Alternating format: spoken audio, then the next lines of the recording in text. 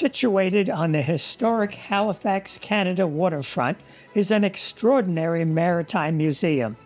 There is no better place to immerse yourself in Nova Scotia's rich maritime heritage than the Maritime Museum of the Atlantic. This museum is filled with small craft and large models. Sections of the museum recount the days of sailing and the age of steam.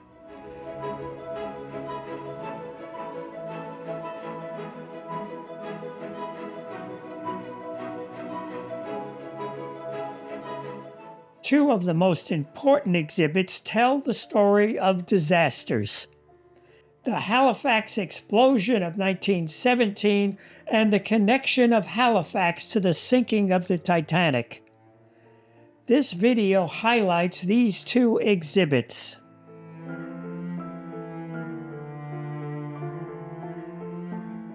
Less well known to Americans than Canadians is the Halifax explosion that took place in 1917.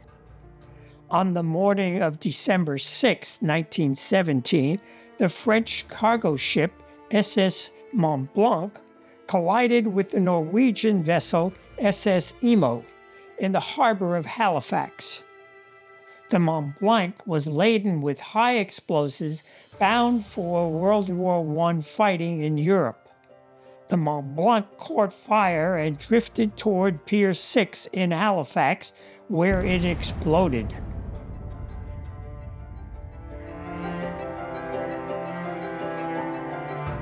The explosion was an unprecedented magnitude and devastated the Halifax region. At least 1,782 people were killed, and an estimated 9,000 others were injured. These casualties were largely in the two towns nearest the blast, Halifax and Dartmouth.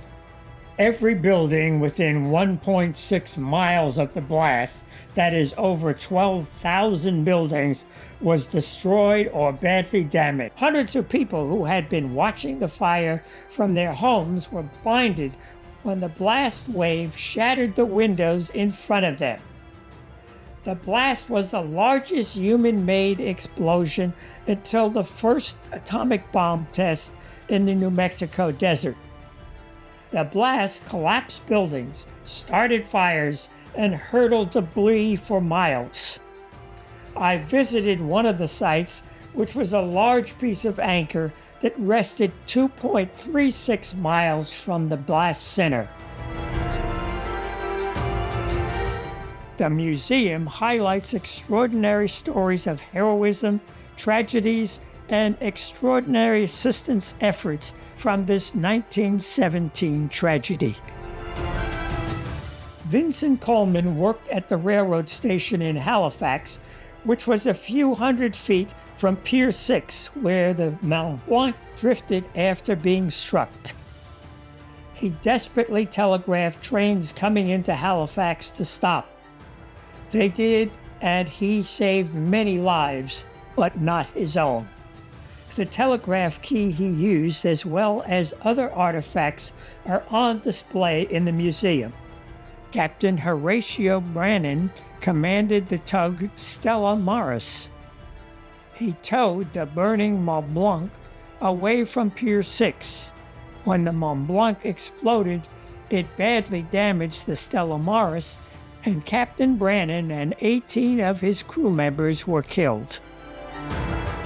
After the explosion, massive relief efforts were undertaken by the firefighters, the Canadian and U.S. military, and the towns surrounding Halifax.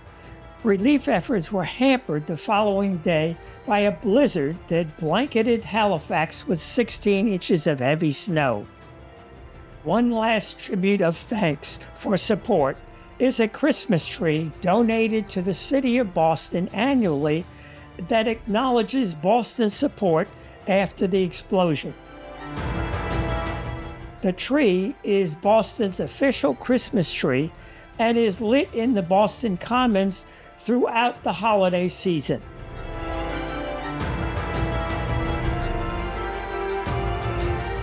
The connection between Halifax and the Titanic disaster is one of the centerpieces of the Maritime Museum, and it came as a surprise to me. The story of the Titanic is familiar and is briefly retold here in the context of its connection to Halifax. On her maiden voyage from Southampton, England, the RMS Titanic struck an iceberg in the North Atlantic on April 14, 1912. In less than 3 hours, it sank. Of its 2,228 passengers and crew, 1,518 lost their lives. White Star Lines owned the Titanic.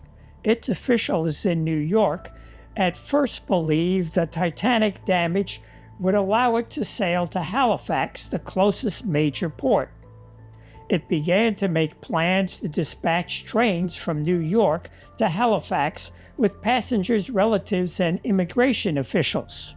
However, within hours after the first reports of the Titanic's collision, the magnitude of the tragedy was known. The White Star then commissioned ships based in Halifax to recover the victims' bodies. Of the 209 bodies brought to Halifax, 150 were laid to rest in 3 cemeteries in the Halifax area. I visited one of these cemeteries, which is a popular stop on the Halifax tours. There are marked and unmarked graves. One quickly realizes that the circumstances of this calamity resulted in many bodies without a means of identification. One person whose body was identified was J. Dawson. He was made famous well after his death in the movie Titanic. One of the displays in the museum has a deck chair in front of an old photograph taken on the Titanic. I could not help but remember the quib, rearranging deck chairs on the Titanic. Halifax is a delightful city to visit, and if you have the opportunity to walk along the historic waterfront, stop into the Maritime Museum of the Atlantic.